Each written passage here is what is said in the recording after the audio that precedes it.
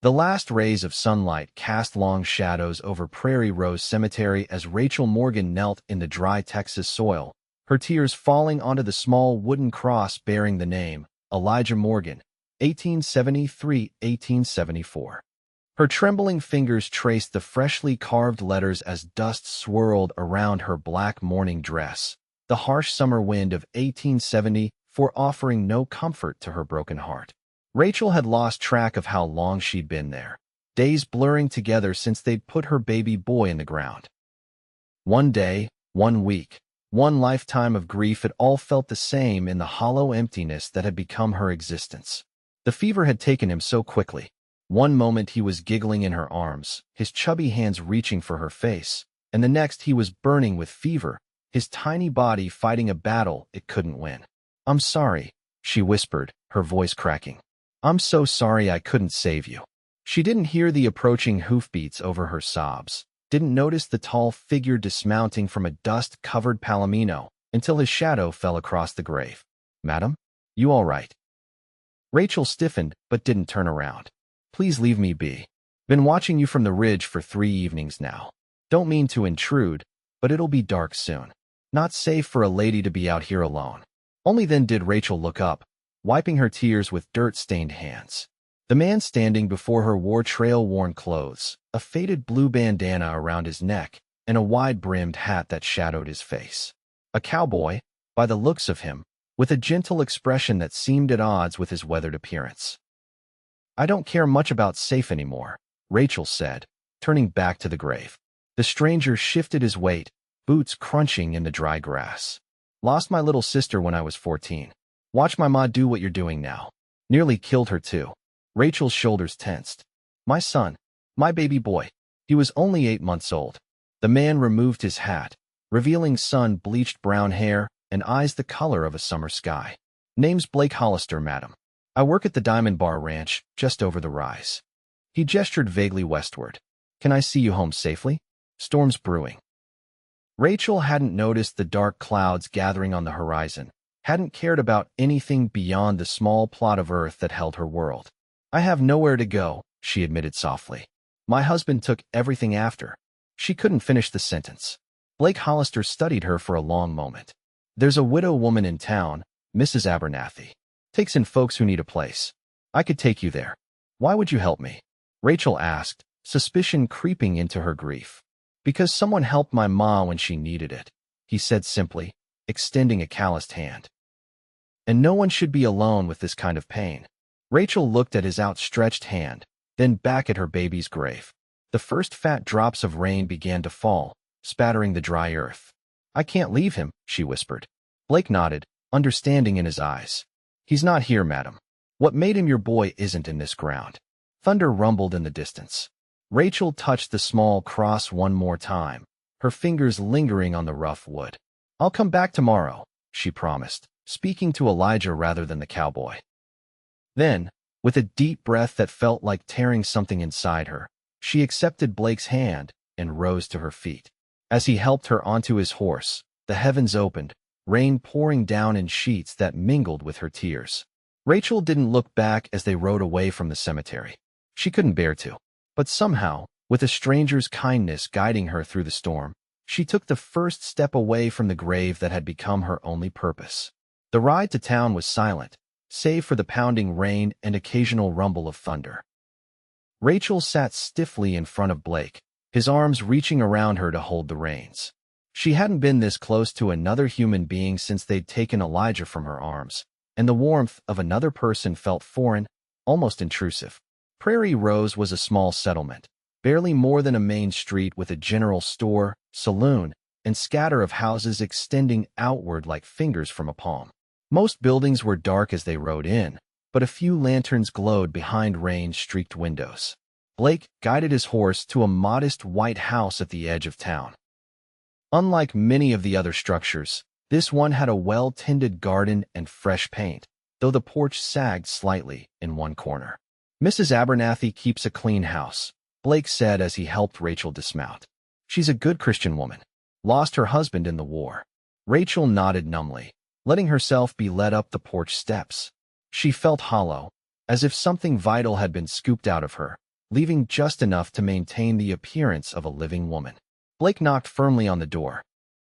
After a moment, it opened to reveal a plump, gray-haired woman with kind eyes and a face lined by both smiles and sorrows. Blake Hollister, what brings you here in such weather? Her gaze shifted to Rachel, taking in her soaked morning dress and vacant expression. Understanding immediately softened her features. Come in, come in. You're both drenched to the bone. The house smelled of baking bread and coffee, scents that seemed to belong to another world entirely, a world Rachel no longer inhabited.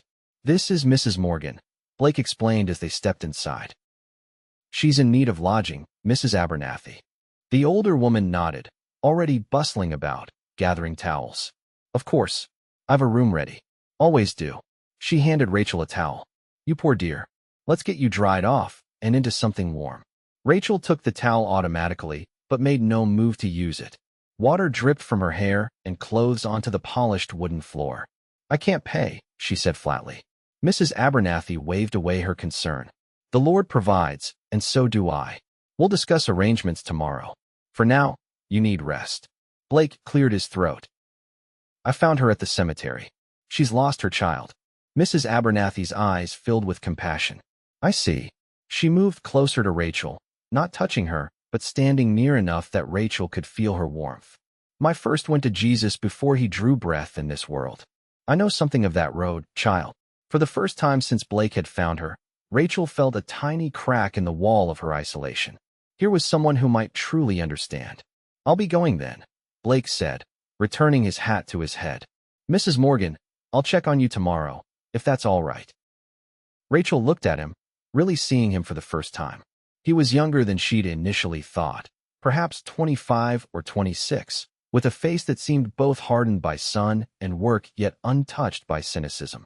Thank you, she managed, the words feeling rusty in her mouth. Blake nodded once, then turned to Mrs. Abernathy. Thank you for taking her in. The Lord's work, Mrs. Abernathy replied simply. After Blake left, disappearing into the rain and darkness, Mrs. Abernathy gently guided Rachel to a small bedroom. Rest now. Morning will come soon enough. Left alone, Rachel sat on the edge of the bed, still clutching the damp towel. She hadn't slept properly since Elijah fell ill. Every time she closed her eyes, she saw his small face contorted with fever, heard his weak cries as she desperately tried to comfort him. The rain continued to beat against the window, a rhythmic patter that somehow matched the hollow ache in her chest. Rachel didn't undress or lie down. She simply sat, existing, breathing in and out because her body continued to function even when her heart had stopped. Somewhere in the gray hours before dawn, exhaustion finally claimed her, and she slept sitting up, her back against the wall, dreams filled with tiny hands reaching for her from beneath the dark earth. Morning brought watery sunlight and the sounds of life pots clanging in the kitchen, a rooster crowing, voices from the street outside. Rachel opened swollen eyes, momentarily disoriented by unfamiliar surroundings. For one blessed second, she forgot. Then memory crashed back like a physical blow, and she gasped with the pain of it. Elijah was gone. Her baby was in the ground. A soft knock at the door preceded Mrs. Abernathy's entrance with a tray. Brought you some breakfast, dear. And clean clothes. She set the tray down and regarded Rachel with knowing eyes. You didn't change out of your wet things. Let's get you properly dried before you catch your death. Death. The word hung in the air between them. Would that be so terrible? Rachel asked hoarsely.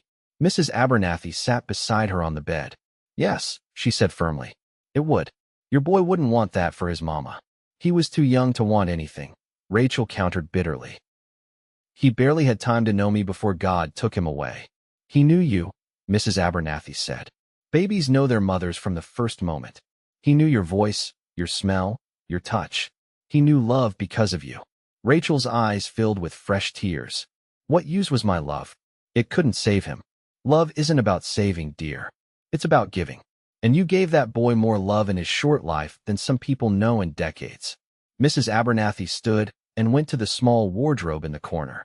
Now, these clothes belonged to my daughter before she married and moved to Kansas. They should fit you well enough until we can see about getting your things. My husband, Rachel began, then stopped. My former husband has everything. He said I killed our son by not watching him closely enough, that I let him get sick. Her voice broke. Maybe he was right. Mrs. Abernathy turned sharply. Nonsense. Babies get sick. It's the way of this world. Any man who would blame a mother for such a thing doesn't deserve the title of father or husband. She laid out a simple blue dress on the bed. Change your clothes, wash your face, and eat something. Then, if you feel up to it, there are chores to be done. Work helps, even when you think nothing can. Left alone again, Rachel stared at the dress, the bowl of porridge, the pitcher of water. Simple things. Normal things that seemed impossible now. But somehow, she forced herself to stand, to remove her damp black dress, to wash in the cold water, and put on the borrowed clothes. The blue dress hung slightly loose on her frame. She'd lost weight during Elijah's illness and hadn't eaten properly since. The fabric felt strange against her skin after weeks in morning black. She couldn't bring herself to eat, but she carried the tray to the kitchen where Mrs. Abernathy was kneading bread dough. I'm not hungry, Rachel said, setting the tray down. Mrs. Abernathy nodded, unsurprised. You will be in time. How about some fresh air instead? My garden needs weeding. Rachel moved through the day like a sleepwalker, pulling weeds mechanically, barely registering the warm sun on her back or the dirt beneath her fingernails. The physical labor was a relief, something to focus on besides the yawning void inside her. It was late afternoon when the sound of hoofbeats drew her attention. Blake Hollister rode up to the house, looking cleaner and more rested than the night before. He dismounted with the easy grace of a man who spent most of his life on horseback. Mrs. Morgan, he greeted, removing his hat. You're looking better today. Rachel straightened from the garden, pushing hair from her face with the back of her hand. Am I? I don't feel better. Blake's expression softened. No, I expect not. But you're up and moving. That's something. Mr. Hollister brought you something, Mrs. Abernathy called from the porch. Only then did Rachel notice that Blake was holding something in his hand, a small wooden object. He extended it toward her. Made this last night. Couldn't sleep, so. He shrugged, suddenly looking unsure of himself. Rachel took it from him. It was a small, carefully carved cross, similar to the one marking Elijah's grave, but with delicate details, tiny flowers, and leaves running along its length. I thought maybe you'd like something to hold, Blake explained. Something to keep with you, since you can't be at the cemetery all the time. Rachel ran her fingers over the smooth wood, feeling each carved petal and leaf. It was beautiful, made with obvious care and skill. A lump formed in her throat. Thank you, she whispered, closing her hand around it. This is very kind. Blake shifted uncomfortably under her gaze. It's nothing much. Just thought it might help a little. Mrs. Abernathy appeared beside them, wiping flour-covered hands on her apron. Blake, will you stay for supper? I've made more than enough. Blake glanced at Rachel, as if seeking her permission. She gave a small nod, surprised to find she didn't mind his company. Thank you, madam. I'd be obliged. Supper was a quiet affair. Mrs. Abernathy did most of the talking, filling the silence with gentle chatter about town news and her garden plans. Rachel ate little, but more than she had in days, spurred by Mrs. Abernathy's watchful eye and Blake's occasional concerned glances. Do you have family nearby, Mrs. Morgan? Blake asked as Mrs. Abernathy cleared the plates. Rachel shook her head. My parents died of cholera when I was 16. I married Thomas a year later.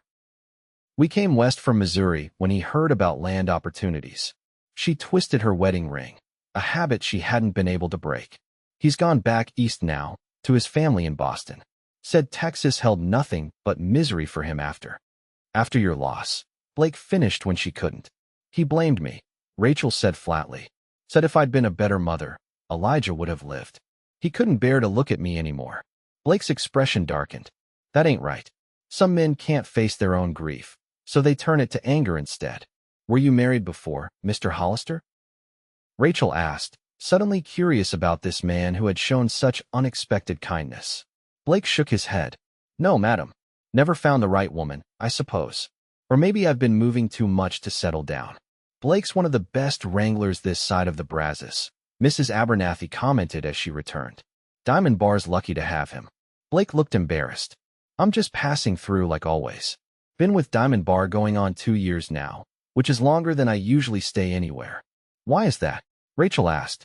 The moving, I mean. Blake was quiet for a moment, considering. After my folks died, there wasn't much to hold me anywhere. Got used to the freedom, I guess. New places, new faces. And no attachments, Rachel observed softly. Their eyes met across the table, a moment of recognition passing between them, two people who understood loss in different ways. It's getting late, Blake said, breaking the moment. I should head back to the ranch. He stood, reaching for his hat. Mrs. Abernathy, thank you for the fine meal. Will you come to the cemetery with me tomorrow? Rachel asked suddenly, surprising herself as much as Blake. I need to go back, but I'm not sure I can face it alone. Blake's expression softened. Of course, Mrs. Morgan. I have the morning free. I'll come by after breakfast, if that suits. After he left, Rachel sat on the porch, watching the sky darken and stars appear one by one. The small carved cross was warm in her hand, a tangible reminder of kindness in a world that had recently shown her only cruelty. He's a good man, Mrs. Abernathy said, joining her with 2 cups of tea. Been helping folks around town since he arrived. Doesn't talk much about himself, though. Why did he help me? Rachel wondered aloud. He doesn't know me. Mrs. Abernathy sipped her tea thoughtfully. Some people recognize pain because they've carried it themselves. Blake Hollister has kind eyes, but they've seen their share of sorrow, I'd wager. Rachel tucked the wooden cross into her pocket. I'll never stop missing Elijah. No, Mrs. Abernathy agreed. You won't. But someday, you'll think of him and smile before you cry. That's how healing begins. Rachel couldn't imagine such a day, but for the first time since she'd watched them lower her baby's tiny coffin into the ground, she felt something stir within her, not hope, exactly, but perhaps the faintest suggestion that the crushing weight might someday become bearable.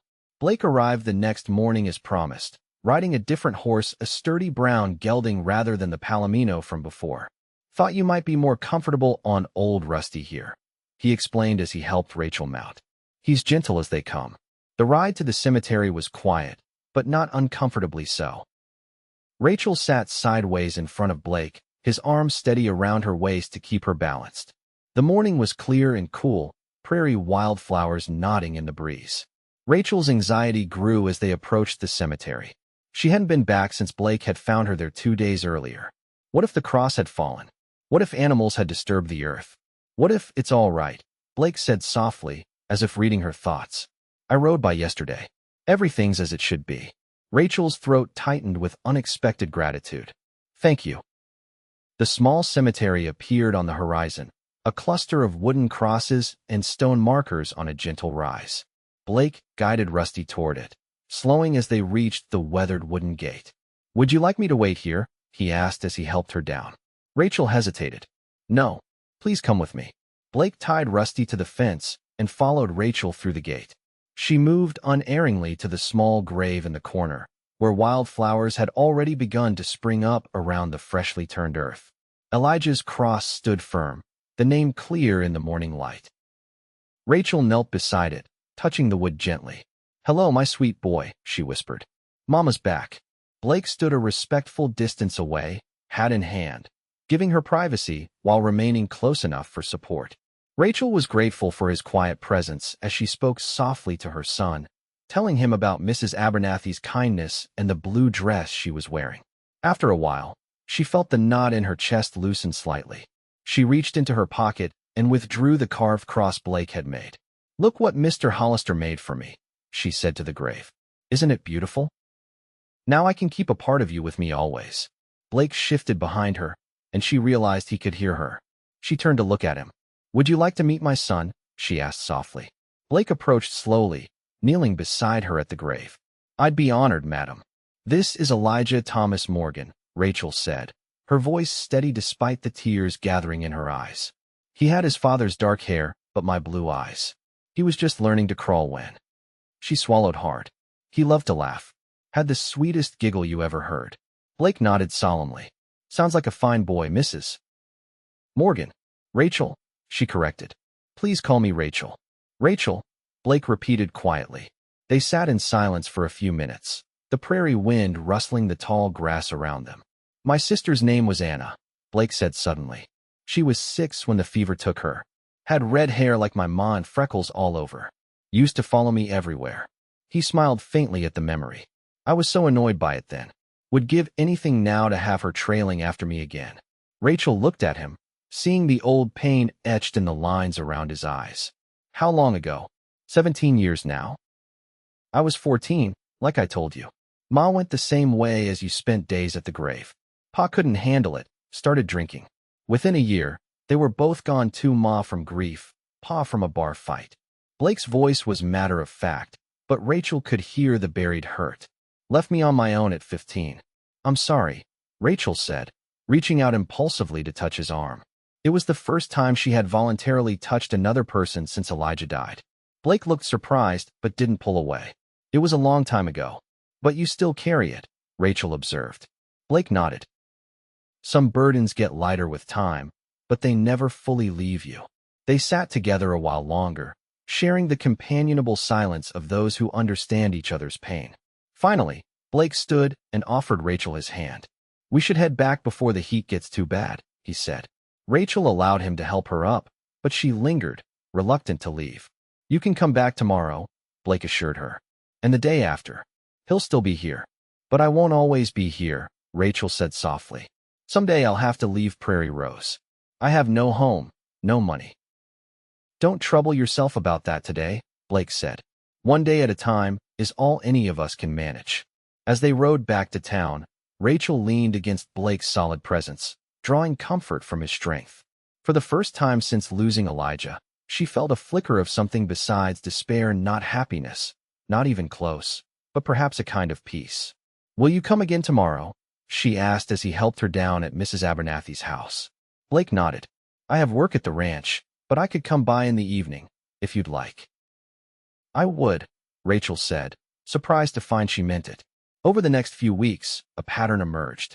Rachel helped Mrs. Abernathy with household chores and the garden, slowly regaining her physical strength, if not her emotional equilibrium.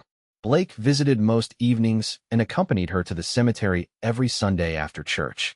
They talked about many things during those visits: Rachel's childhood in Missouri, Blake's years on the trail, the books they'd read, their hopes before life had dealt them each cruel blows.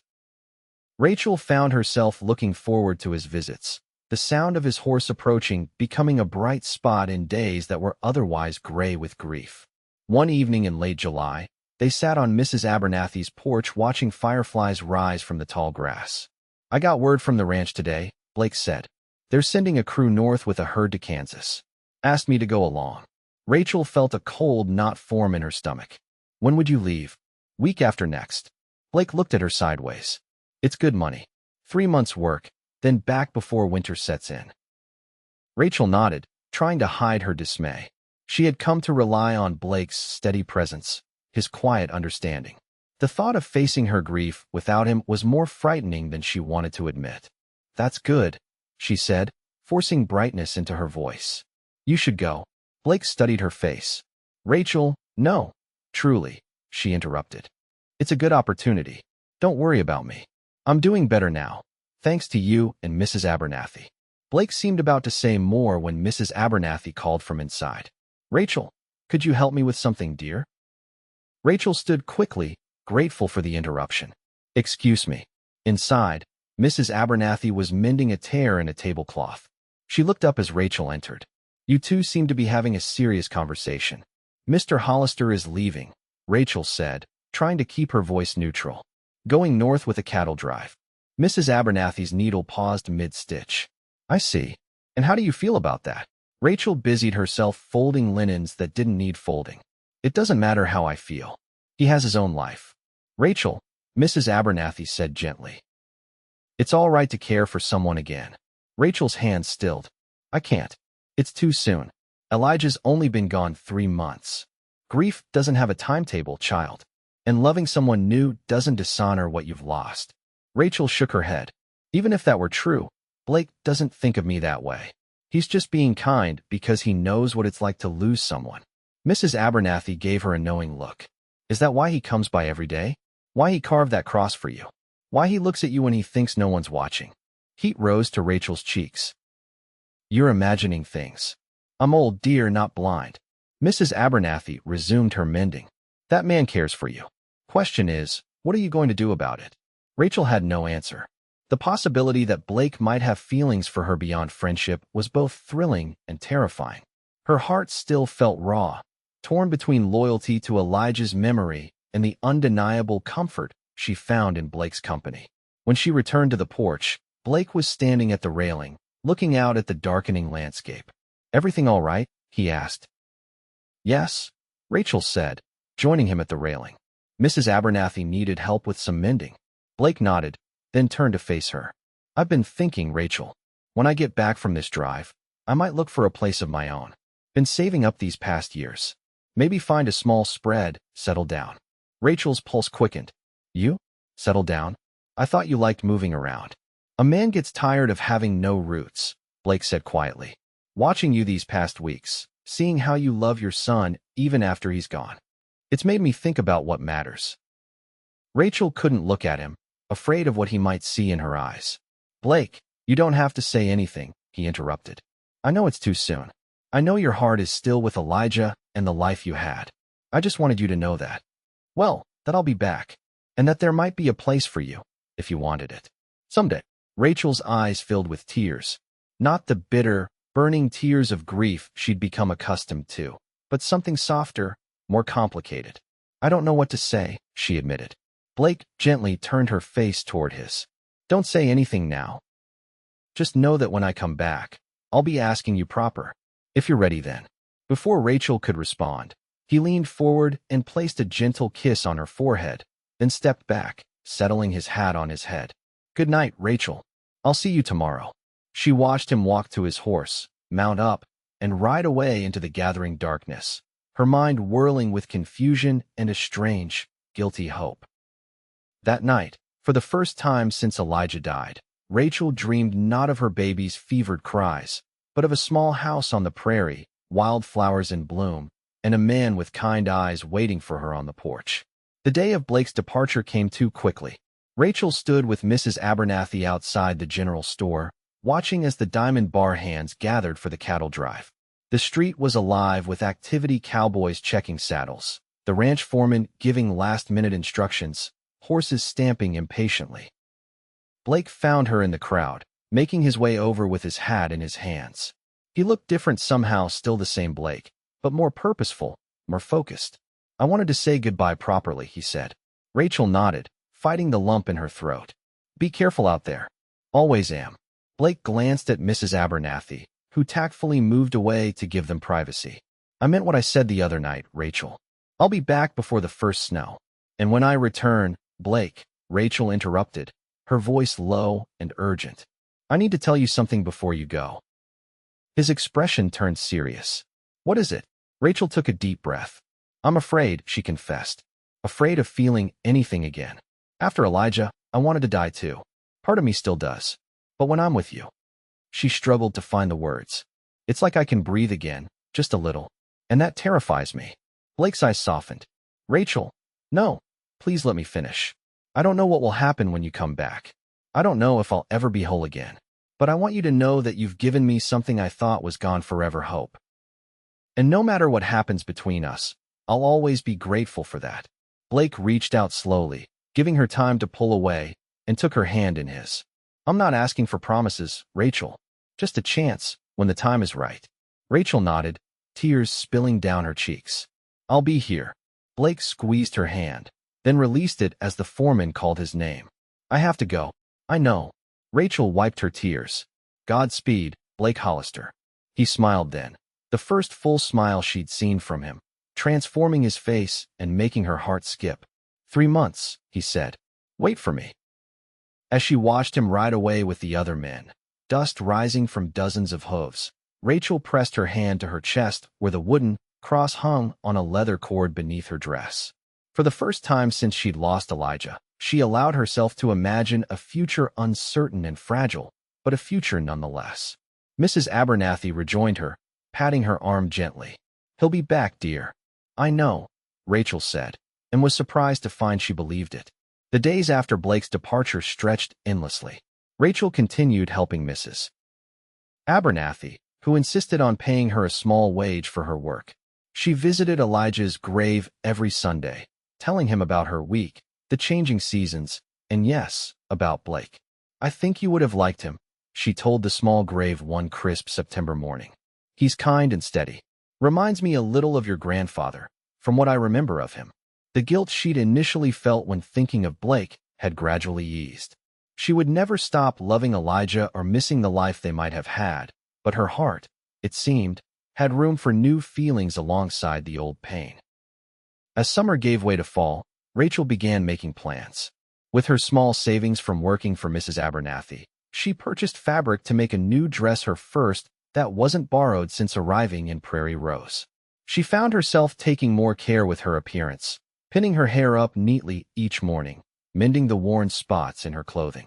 "You're blooming again," Mrs. Abernathy observed one evening as they sat by the fire. "Like my autumn roses." Rachel smiled faintly. "I still miss him every day." "Of course you do. You always will. But your heart is making room for joy again, and that's as it should be."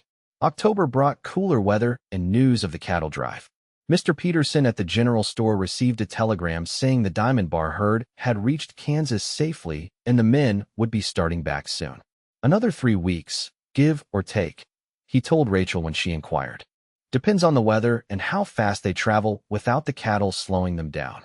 Rachel counted the days, alternating between anticipation and anxiety. What if Blake had changed his mind? What if her own feelings changed when she saw him again? What if she wasn't ready after all? But beneath these worries lay a steady current of hope, growing stronger with each passing day. November arrived with a bitter cold snap.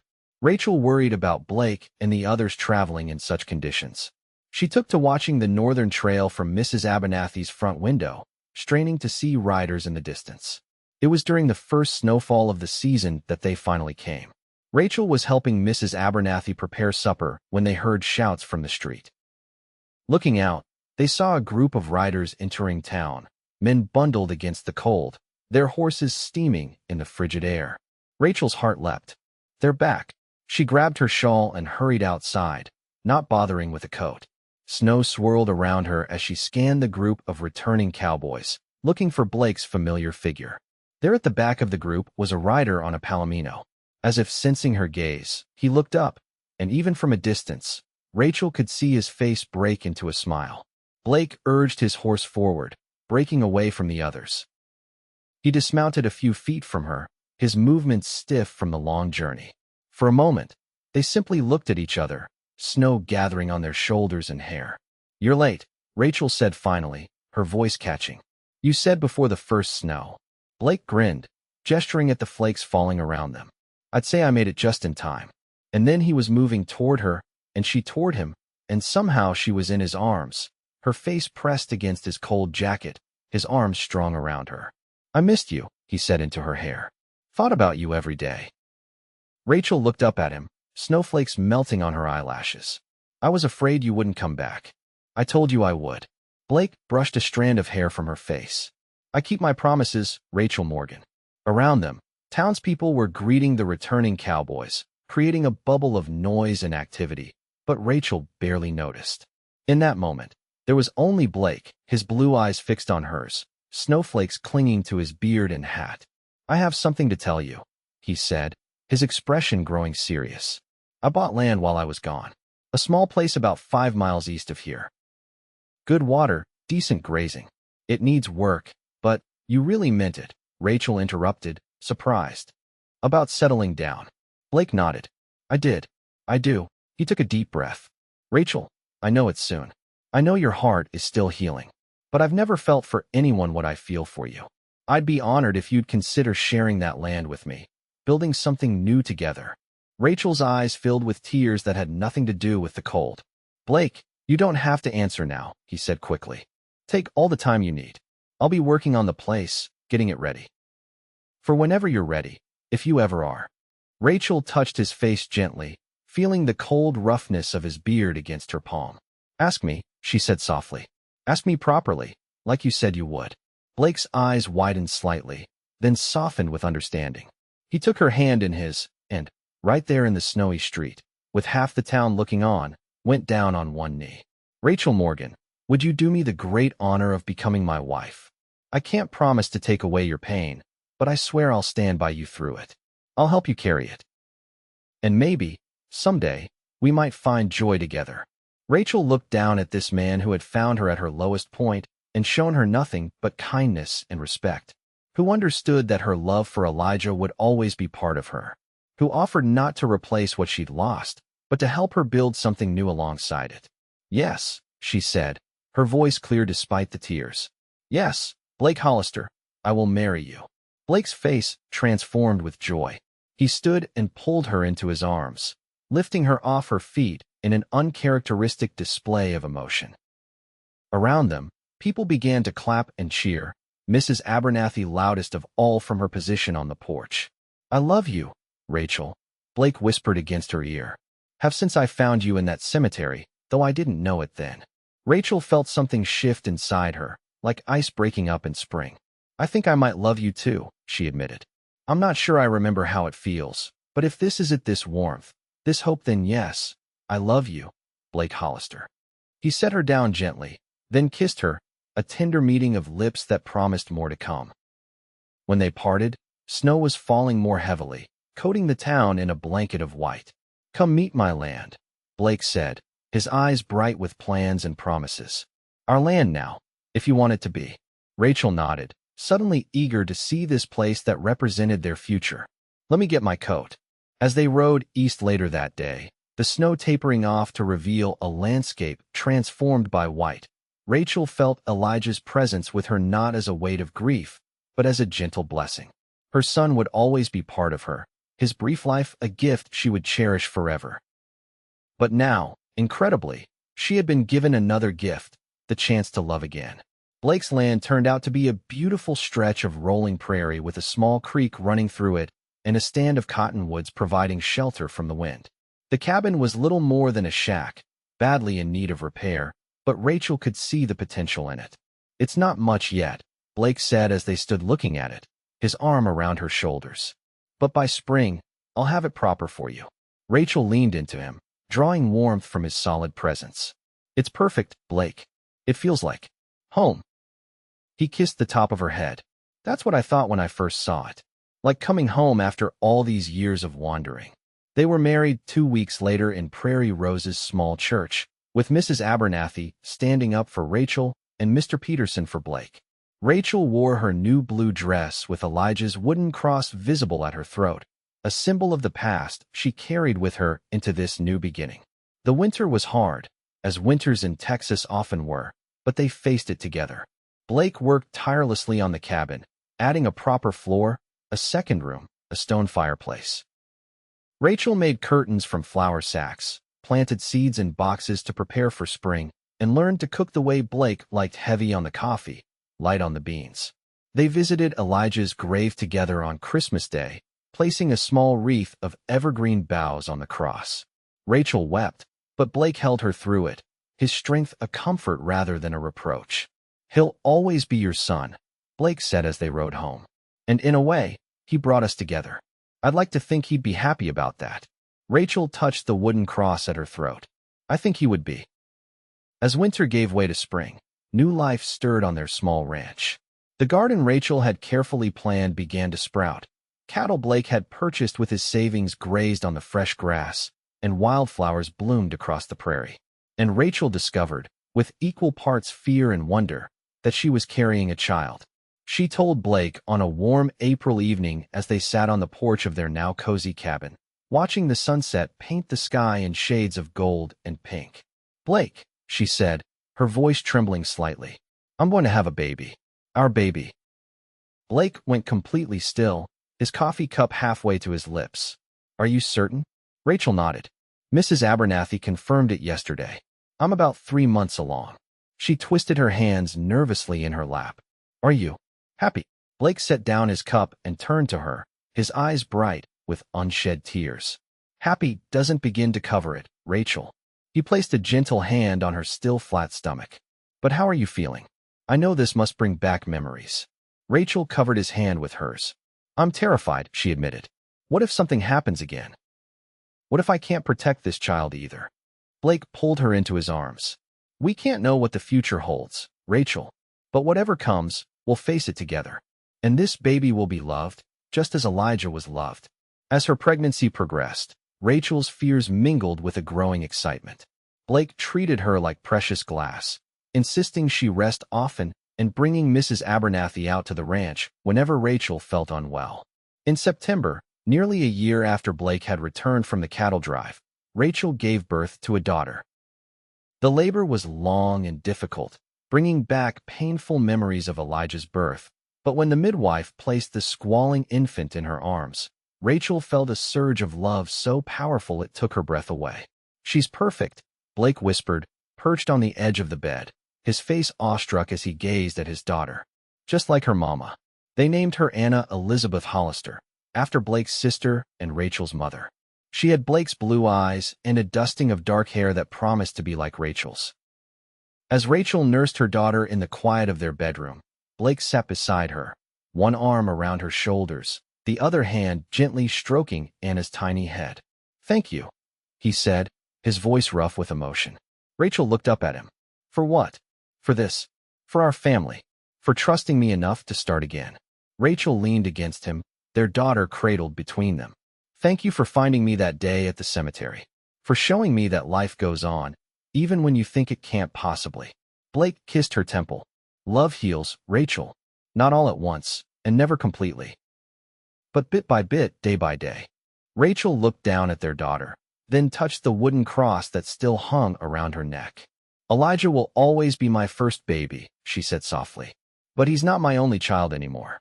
And you've shown me that my heart has room for both of them. For all of you." Outside their window, prairie grass swayed in the autumn breeze, golden in the setting sun. Life on the frontier was hard and often cruel, as Rachel knew all too well. But sitting in the warmth of their home, her husband's arm around her and their newborn daughter at her breast, she felt a profound sense of peace. Grief had shaped her, carved hollows in her heart that would never completely fill. But love, Blake steady, patient love had taught her that those hollow places could cradle new joy without diminishing the memories of what was lost. 2 years later, on a bright spring morning, Rachel stood at Elijah's grave with Anna toddling beside her, clutching her skirts. Blake waited a respectful distance away, holding their 3-month-old son, Benjamin, who slept peacefully against his father's broad chest. "This is your big brother, Elijah," Rachel told Anna, who solemnly placed a bunch of wildflowers on the small grave. "He lives in heaven now, but he's still part of our family." Anna patted the wooden cross, now weathered by years of sun and rain. "Eli," she said in her small voice, the name Blake had suggested they use for the brother Anna would never meet but would always know about. Rachel felt tears prick her eyes, but they were gentle tears, not the desperate sobs that had once racked her body in this same spot. Time had not erased her loss, but it had softened its edges, allowing her to remember Elijah with love rather than only anguish. Blake approached, Benjamin stirring in his arms. "Everything all right?" Rachel smiled at her husband, this man who had shown her that hearts can heal and love again. "Yes," she said, taking his free hand in hers. "Everything is just as it should be." They walked back to their wagon as a family, Blake carrying Benjamin, Rachel holding Anna's hand, and Elijah's memory walking beside them, a beloved shadow that would always be part of their story. The wooden cross around Rachel's neck caught the sunlight as they drove home to their thriving ranch, a reminder that love never truly dies, it only changes form, flowing from the past into the present, healing wounds and creating new life from the ashes of grief.